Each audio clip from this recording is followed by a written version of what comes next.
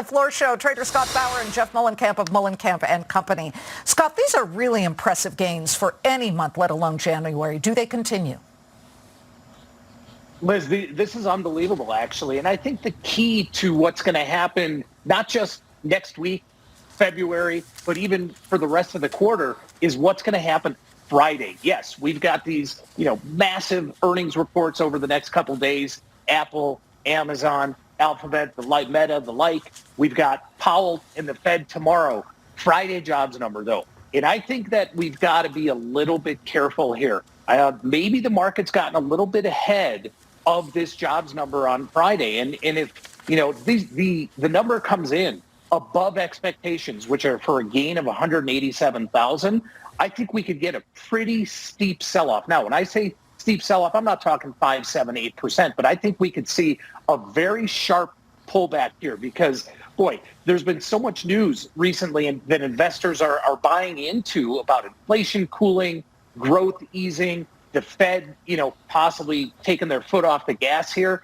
That number, though, on Friday, that's the one that concerns me the most. And I think that it would be prudent if it beats. And I think it would be prudent for anybody maybe to lock in a little bit of gains here or buy a little protection in the market ahead of that. Well, that's not, the market is a voting machine, obviously. Am I correct? I mean, this is what Benjamin Graham has always said. Warren Buffett says it, so you don't fight the tape. But as you look toward what may or may not be a much hotter than expected labor number, I still believe that the Fed will continue to raise rates by quarter point, maybe the next 2 or 3 times. But as we look at the markets here and the stock market, Dow is up 221 points. It has these are very nice gains for January. You don't expect that it would just fall off a cliff, but let's say it might. What are you buying? What are you selling?